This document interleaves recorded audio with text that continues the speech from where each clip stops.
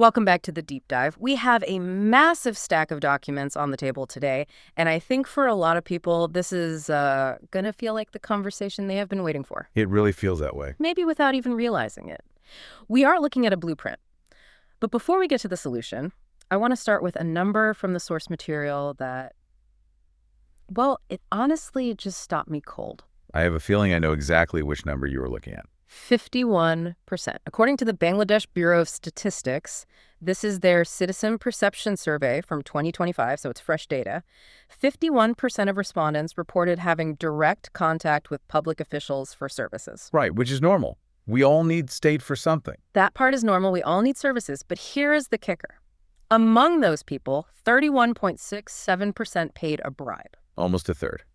And we need to be really clear. We aren't talking about, optional tips for better service here. This is the baseline just to get things done. No, exactly. This is the price of admission.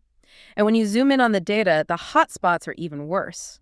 The BRTA, that's the Transport Authority, is sitting at 63.29%. 63, that's astonishing. Law enforcement is at 61.94%.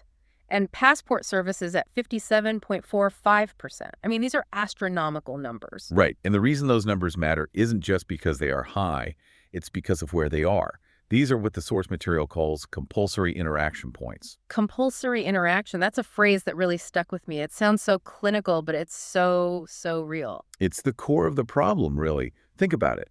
You can choose not to buy a luxury car. You can choose not to eat at a fancy restaurant. You have other options. You have other options. Yeah. But you cannot choose to avoid the state if you need a driving license. You just can't. You cannot choose to avoid the state if you need a passport to travel or if you need a birth certificate for your child. You have zero choice. Zero. And when you are forced to interact and the system is designed the way it is, you are forced to pay. It becomes a non-negotiable part of the transaction. It's the open secret of daily life. Everyone knows it happens. We usually just shrug and say, well, that's how it works. But the document we are diving into today, this file, ddc.txt, it's arguing that it doesn't have to be how it works. It's a direct challenge to that cynicism. It is. And I want to be clear about what we are looking at, because it's not what people might expect. Yes, let's frame the source material properly. This isn't a political manifesto. It isn't a list of grievances or, angry complaints. It's a discussion paper, and it's designed for two very different audiences at the same time. Right. It's almost written in two languages. It is. On one hand, it's for the general public, written in plain, accessible language. But on the other, it's for practitioners, civil servants, lawmakers with detailed logic models and even skeletons of legislation. It feels like a mechanic's manual. I keep coming back to that. That's the best way to describe it. It's a mechanic's manual for the state machinery. So the mission of this deep dive is to unpack a very specific 5-year reform settlement. The goal isn't just to shout zero tolerance as a slogan. We've heard that a million times. It means nothing. It means nothing. This is about systems redesign. It's about moving from we will punish bad people to we will build a system where it is actually technically difficult to be bad. Which is a massive shift in thinking. Instead of hunting witches, you're fireproofing the house. And before we get into the gears and levels of this plan, because there are a lot of levers, I think it's important to note the credibility of what we're looking at. The evidence base, yeah. This paper has some very strict rules about evidence. It does. It explicitly refuses to use media narratives or, partisan commentary. It won't touch it. It relies strictly on what it calls Tier 1 sources, so government laws, official Bureau of Statistics data, and Tier 2 sources like UN and SDG data. Why is that so important? The idea is to avoid the perception of selective justice. If you're going to fix the system, you have to agree on the facts. And those facts have to come from the official baselines that everyone, in theory, accepts. You can't start a reform by arguing about whose story is true. You start with the government's own numbers. Use their own data as the foundation. Okay, so we have the stats, we have the mission.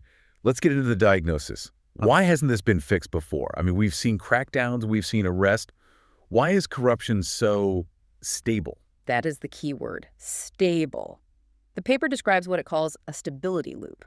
We tend to think of corruption as chaos or a breakdown of order, but this analysis suggests it's actually a highly organized, stable ecosystem. It's a feature, not a bug. It's a feature. It's not just a few bad apples. It's a system where political finance, patronage networks, and weak accountability all reinforce each other. It's a loop that keeps regenerating itself. You can arrest one person, but the loop just puts someone else in their place. And central to this loop is a concept the paper spends a lot of time on, a very specific term, chanda. Now, generally, chanda can sound like a donation or a subscription, but in this report, the definition is much more aggressive. Right. In this context, chanda isn't a voluntary tip. It's not a donation. It is defined as coercive extraction. It functions essentially as an operating tax on daily life and business. An unofficial tax. An unofficial, coercive tax. It's not voluntary. It fuels political finance, and it funds the protection networks that keep the corrupt officials in power.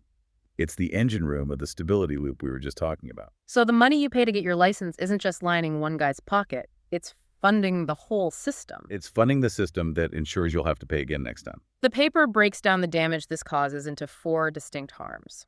I want to walk through these because usually we just think corruption is bad. But this breaks down why it destroys a country piece by piece. Absolutely. First, you have citizen harm. This is what we talked about with the bribery stats. It acts as a regressive tax. If you are poor, that 5,000 taka bribe for a passport hits your wallet much harder than if you're wealthy. For some people, that's a week's wages. Or more. It effectively prices the poor out of their own rights. You literally cannot afford to be a citizen. The services of the state become a luxury good. Then you have institutional harm. This one felt very profound to me. It's about what happens to the idea of public service. This is where public authority, the badge, the stamp, the official signature, stops being a tool for service and becomes a private income machine. A private income machine. The office doesn't exist to serve you. It exists to extract revenue from you. The entire purpose of the institution flips on its head. The police station isn't there to protect you. It's there to sell you safety from itself. That is a terrifying thought. And it leads directly to fiscal harm, doesn't it? This is the big money. Procurement leakage. We aren't talking about 50 taka here and there. We are talking about billions in government contracts where money is siphoned off. When you see a road fall apart 6 months after it's built, that is fiscal harm. The money was spent on paper, but the value was never delivered to the public. And finally, a harm we might not think about as much. Sovereignty. Harm. This is where the money leaves the building and the country. Stolen wealth isn't usually reinvested in the local community. It's laundered abroad. We call it asset flight. So the money that should be building schools in Bangladesh is actually buying condos in Toronto or Dubai. Precisely. It weakens the entire nation's economy because that capital is gone forever. It creates a dependency on foreign loans because the domestic capital has been stolen and sent overseas. It's a direct attack on the nation's economic independence. It's like a subscription service you can't cancel. I keep coming back to this analogy. You pay to get the service you're entitled to, you pay to avoid harassment, and that money funds the very system that keeps you trapped in this subscription. That is a perfect analogy. You are funding your own oppression.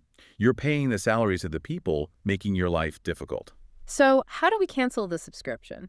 The paper proposes a really interesting shift in strategy. Instead of trying to fix an entire ministry, which is massive and bureaucratic and just impossible to get your arms around. It's like trying to boil the ocean. Exactly. It focuses on the service corridor. Define that for me. Why the shift in language? Why is that so important? This is one of the most practical, I think, and most powerful ideas in the whole paper.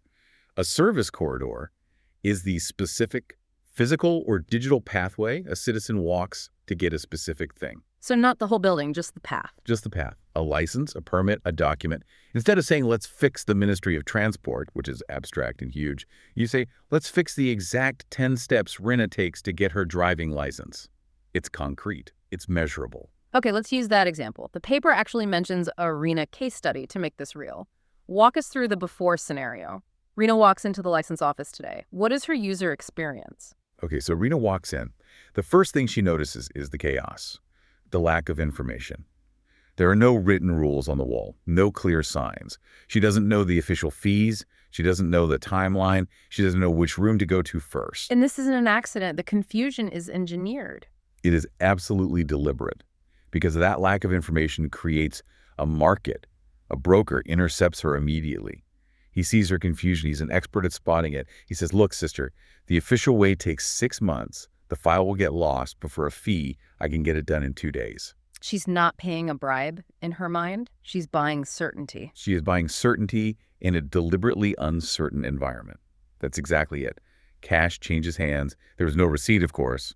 If she complains later, who does she complain to? There's no tracking number. She has no proof of anything.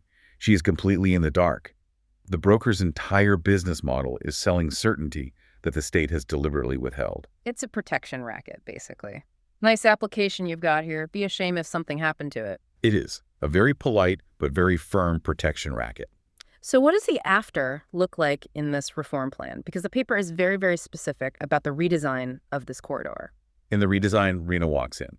The environment is physically different. First, clarity. The fees and timelines are painted on the wall and published online. They're indisputable. No more secret knowledge. None. Second, traceability.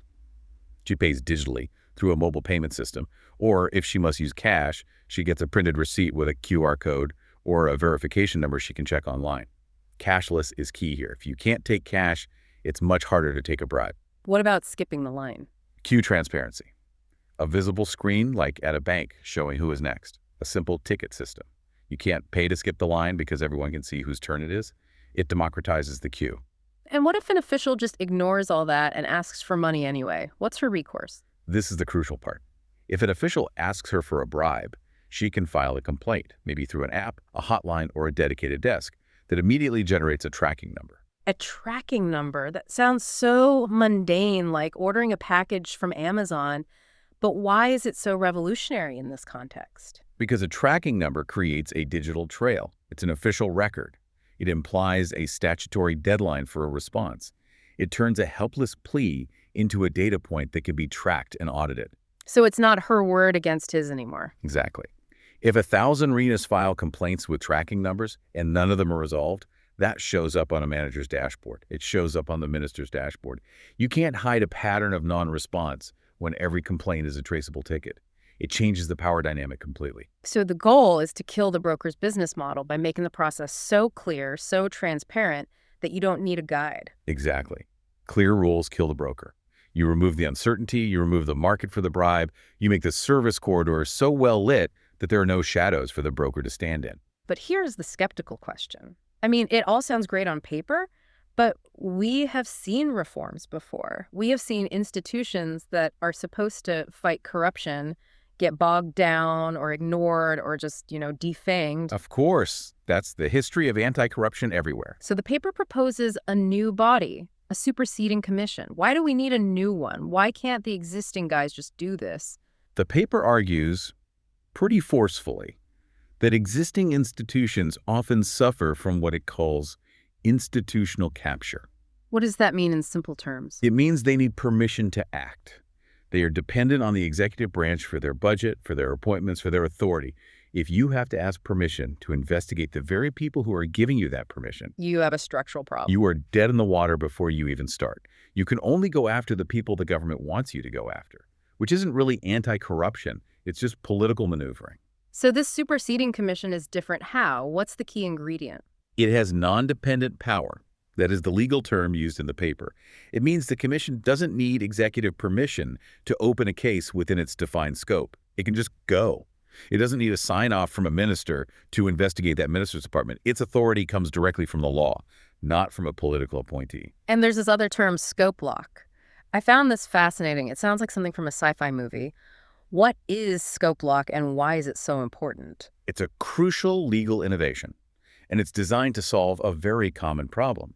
Usually, a government can quietly neuter an anti-corruption body by issuing an administrative memo, a little piece of paper that says, oh, actually, you can't look at this department anymore, or you now need special approval for any officer above this rank. They strangle it with red tape behind the scenes. Happens all the time, everywhere in the world. Scope lock prevents that.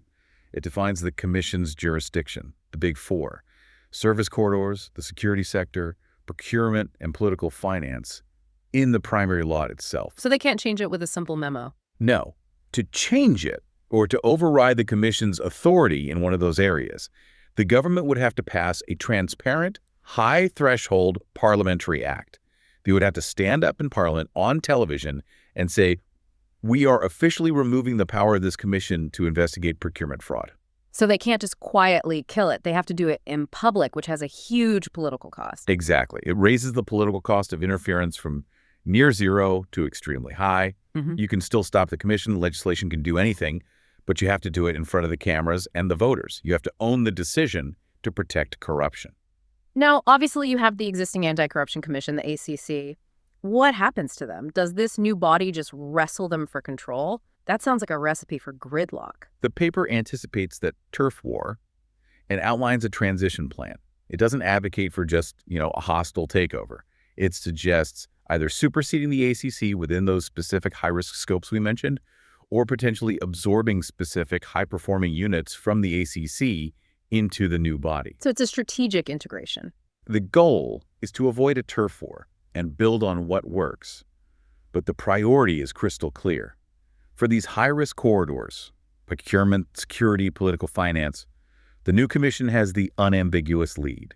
It's designed to be the apex body for these specific dangerous areas where the real damage is done. Okay, so we have the machine, a powerful, independent, legally protected machine.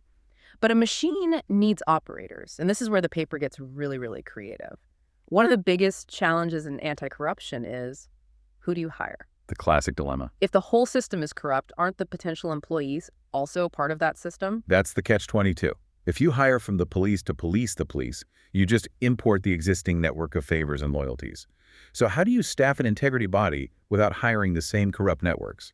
The paper proposes a workforce innovation called the Integrity Fellowship. And this involves Gen Z. It's about bringing in young people. It is. It proposes hiring 18 to 24-year-olds directly from universities, fresh graduates, current students. I can hear the skeptics now. I can hear them loud and clear. You're going to have college kids fighting the mafia? Are we serious? I had the same thought initially. It sounds naive, Mm-hmm. but the paper is very specific about this. It is not a youth guard with guns. They're not vigilantes. So what are they? It is a data army. Their weapon is the spreadsheet, the camera phone, the checklist. These fellows aren't arresting people. They're not kicking down doors. They're doing the painstaking on-the-ground legwork that makes corruption visible. Give me a concrete example. What would an integrity fellow actually do on a Tuesday morning? Okay, imagine a service scorecard team. Two fellows working in a pair might visit a passport office. They aren't undercover spies. They're official monitors. They have a checklist. Mm-hmm. Is the fee schedule displayed on the wall as required by the new law? Yes or no? Simple. Is the queue management screen working? Yes or no? Are people getting printed receipts for payments? Yes or no? They are just gathering the baseline data. It's like being a mystery shopper for democracy. What about the bigger stuff like procurement? Another team might be back in the office analyzing procurement spreadsheets, looking for red flags. For instance, hey, why did this one company, which was only created 3 weeks ago, win 50 tenders in a row? Right. Or why is this multi-million-dollar tender only open for bidding for 3 days over a public holiday? They're not making accusations, they're just flagging anomalies. They turn raw data into structured evidence packets that the professionals can then investigate. They do the heavy lifting of sorting through the hay to find the needles. But aren't these kids at risk? If they find something, if they start asking questions, couldn't they be targeted or intimidated? That's a huge concern, and the safety protocols are robust and built into the design. First, and this is the most important, they have no coercive power. They can't arrest you, they can't detain you, they can't fine you. This dramatically lowers their threat profile. If you can't actually hurt me, I'm much less likely to hurt you. Okay, that makes sense. What else? Second, rotation. This is brilliant. They rotate their assignment every 8 to 12 weeks. So they don't stay in one place long enough to get captured. Exactly. By the time a local broker or a corrupt official figures out who the fellow is and tries to befriend them or bribe them or intimidate them, that fellow is gone. They've been reassigned to a different city, a different sector. You can't bribe someone who is leaving in 3 weeks. It breaks the cycle of capture. And they work in teams, right? Always. Right. They always work in pairs. It's a basic buddy system for safety and integrity. It's much harder to bribe or threaten 2 people than 1. And these fellows, they support a clean core, as the paper calls it. Yes. The fellows are the broad base of the pyramid. They are the support structure. The clean core is the small, heavily vetted, highly trained, permanent staff at the top. The investigators, the lawyers, the forensic accountants, they handle the sensitive investigations, the actual evidence, the legal strategy. The fellows provide the sheer volume of data that makes the clean core effective and efficient. It's a massive force multiplier. Let's follow the money. Because while Rena paying a bribe for her license is terrible, it's personally devastating, the paper points out that the really big money, the money that hollows out the state, is in procurement, government contracts. Procurement is the big leak. This is where the ship is taking on water. While citizens feel the sting of bribery in the hundreds or thousands, the state bleeds out in the billions through contracts. This is where you build a bridge for 100 crore, but the contract says 500 crore. And interestingly, the paper says Bangladesh actually has a head start here because of something called EGP. Right, electronic government procurement. This is a real strength. Bangladesh has relatively high digitization in its procurement process. A lot of tenders are already online. This creates digital trails. The breadcrumbs are already there. So the problem isn't the lack of data. The problem isn't the lack of data. It's the lack of analysis. The data is sitting there in databases, but no one is running the algorithms to catch the fraud. The information is there, waiting for someone to connect the dots. That's a job for the data army. And there's this specific rule proposed that I wanted to ask about. No dark amendments. That sounds very ominous. What is a dark amendment? It addresses a classic scam. It works like this. You win a government contract with a really low bid, so low nobody else can compete. You win. Then, 2 months later, you quietly file an amendment to the contract saying, oh, the price of steel has gone up, the design changed, we encountered unforeseen soil conditions, we need more money, and the price doubles or triples. So the initial auction was a complete sham. It was basically a bait and switch. The real price was hidden in the future amendments. The No Dark Amendments rule simply requires that all such changes have to be published and publicly justified in real time. Yeah. You can't hide the inflation in the paperwork months later. It forces the amendment process out into the sunlight. And if you catch them, if you find the evidence of fraud, what about getting the money back? Usually that's the impossible part. The money is just gone. Right. Asset recovery.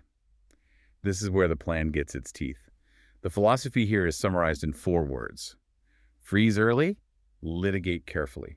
Explain that. What does that mean in practice? Usually, criminal investigations and trials take years.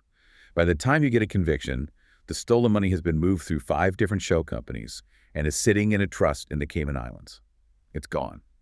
This strategy uses the Commission's non-dependent power to get a court order and freeze assets based on strong documentary evidence before they can disappear. So you lock down the bank accounts and the property first. You lock it down first while the investigation continues. It changes the entire calculus for a corrupt person. The whole point of stealing is to enjoy the money. If you can't access it, if you can't move it, the crime becomes pointless. It makes corruption a bad investment. Exactly. If the risk of getting caught is high and the reward, actually keeping the money, is uncertain, the smart money moves elsewhere. You want to make corruption a high-risk, low-yield asset class. That's how you deter it economically, not just morally. Let's move upstream. We talked about how chanda and kickbacks are the fuel. And the paper argues that the engine demanding that fuel is political finance. It calls this section upstream prevention. It's a critical insight. Think about it. To run for office in a competitive environment requires huge amounts of money. You need posters, rallies, staff. You need to get your message out. If legitimate, transparent funding is opaque or insufficient, where do politicians get that money? From chanda, from procurement kickbacks. Exactly. They're under immense pressure to raise funds, so they use the state machinery to do it. They take cuts from procurement. They allow corrupt police officers to take bribes in exchange for a share. So if you don't fix the upstream pressure of political finance, you're just arresting people downstream while the system keeps pumping out new corruption to meet the demand. So what's the fix? It seems almost impossible to track cash in politics. The paper proposes a few elegant, simple solutions. The core one is the one bank account rule. Every political party and every candidate must use a single, designated, publicly declared bank account for all campaign finances. That's it, just one account. In theory, yes, but it transforms auditability. If all the money has to flow through one pipe, you can put a meter on that pipe. If a candidate throws a massive rally that clearly costs a fortune, but their designated bank account shows 0 withdrawals, You have a clear violation. we have a clear discrepancy that can be investigated and prosecuted. You combine that with digital disclosure, real-time online reporting of donations and expenditures during an election, not filing a dusty paper report 90 days after you've already won and taken office when no one is paying attention anymore. And I noticed they have protections for small donors in the plan. Yes, which is important. Hello? It uses donation tiers. Small donors, people giving a little bit of money, are protected. Their names aren't published to prevent harassment or retaliation. We don't want people to be targeted for supporting a particular party. But the big donors. If you are writing a huge check, if you're a corporation or a wealthy individual making a major donation, The public has a right to know who you are and what your interests might be. That has to be public. And if you don't file your reports on time... Sanctions, automatic fines, not we will form a committee to think about it, but automatic escalating penalties for late filing. It removes the discretion and delay that kills most campaign finance laws. Let's talk timeline, because we've seen so many ambitious plans that promise the moon in 100 days and then deliver nothing. This is a 5-year settlement. So what does the first 18 to 24 months look like? What does phase 1 success actually feel like for a normal person? Phase 1 is all about early wins and building legitimacy. You can't fix everything at once, and if you try, you'll fail. So in the first 2 years, success means a few tangible things. 1, the public starts getting tracking numbers for their complaints. That alone is a huge psychological shift. From shouting into the void to having a ticket number. Exactly. 2 or 3 specific pilot corridors, maybe the main passport office in the capital, or specific land registry office show visible, undeniable changes, fees painted on the walls, digital payments, receipts for everything. You prove it can be done. So you start small but deep. You prove the model works in one place before you try to roll it out everywhere. Right. You build the model, you work out the kinks. And then on the high end, on the grand corruption side, you see the first high-profile freezing of assets based on solid documentary evidence. Not just a raid for the TV cameras, but an actual legal action that locks down stolen money. You show the system has teeth. Then what happens in phase 2? That's years 2 and 3. That's scaling. You take the model from those successful pilot corridors and you copy-paste it to others. You move from the one pilot passport office to all passport offices nationwide. And at the same time, the procurement analytics start firing on all cylinders. The system starts to run itself, generating automatic audits when the data shows red flags. And phase 3, the final stretch, years 4 and 5. That's consolidation. By this point, asset recovery money actually starts coming back into the national treasury. We start seeing a real return on this investment, and crucially, survival bribery. The bribes you have to pay just to survive daily life, to get your kid into school, to get medical treatment, that starts to drop significantly. That 31% number we started this whole conversation with, that is the number you watch. In phase 3, that starts to go down in a measurable way. Okay, now we have to talk about the risks. We have to. This is a powerful machine we're designing here. A superseding commission with non-dependent power, a data army of young people, asset freezing powers. The fear is obvious. Could this become a monster? Exactly. Could it be weaponized to just target political enemies? How do you prevent that? That is the single biggest risk. It's the question you have to answer, or the whole thing is a non-starter. If you build a weapon, you have to be absolutely sure it isn't pointed at the wrong people. Yeah. The paper dedicates a whole section to what it calls anti-weaponization design. So what are the safeguards? How do we stop this commission from becoming a tyranny? The first, and maybe the simplest, is the 2-key rule. For any sensitive action, an arrest warrant, an asset freeze, opening a major investigation, one person cannot sign off on it alone. 2 independent directors must both review the evidence and agree. It prevents a single rogue dictator inside the commission from running wild. Like turning the keys on a nuclear submarine. You need 2 people to agree. That's the principle. It forces consensus and a second look at the evidence. The second safeguard is publish priorities. The commission can't just pick its targets based on rumors or political whims.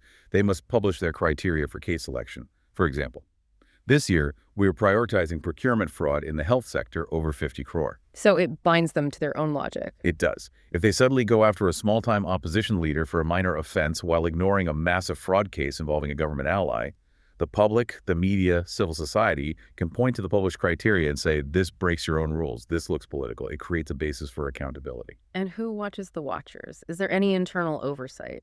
Yes. The Inspector General. This is basically an internal policeman for the police.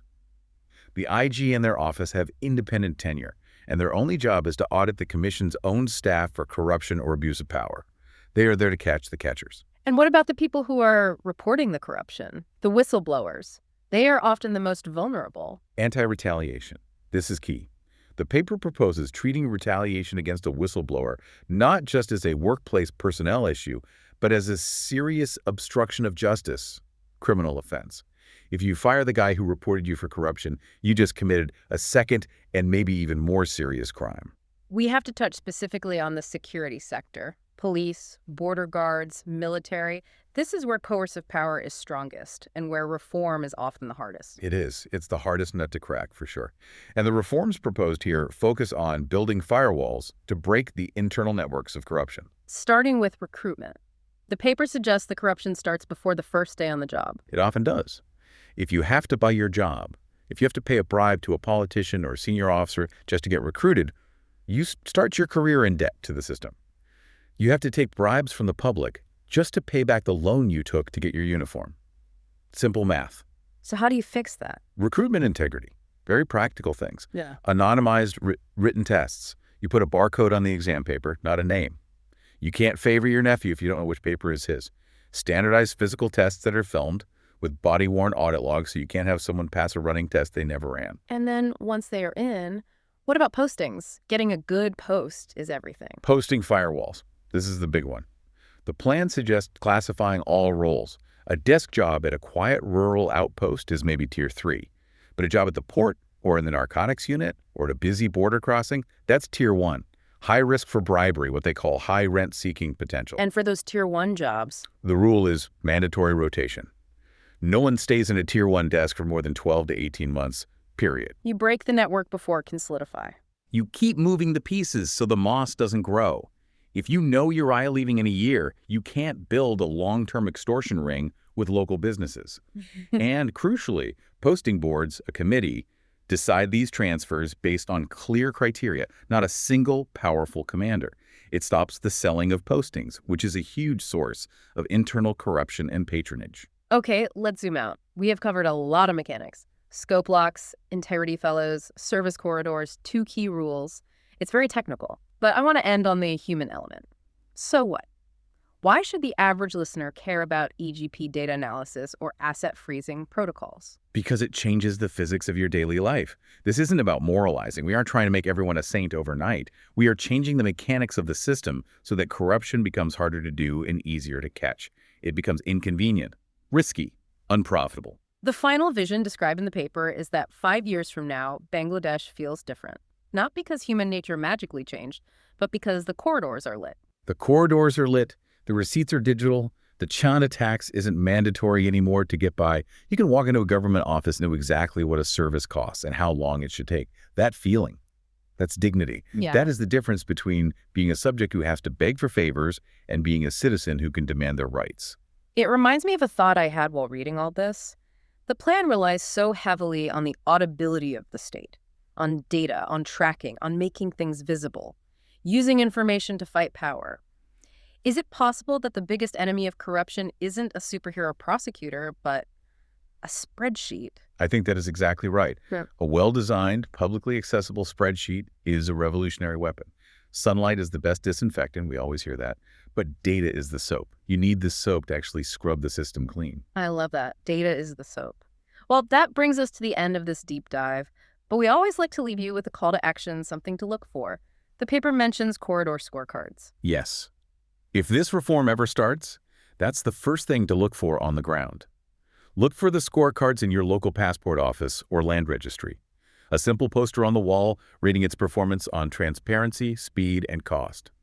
That will be the first sign that this isn't just another report gathering dust on a shelf, but real change happening in your neighborhood. Thank you for listening. Keep asking questions. Keep demanding those receipts. We'll catch you in the next deep dive.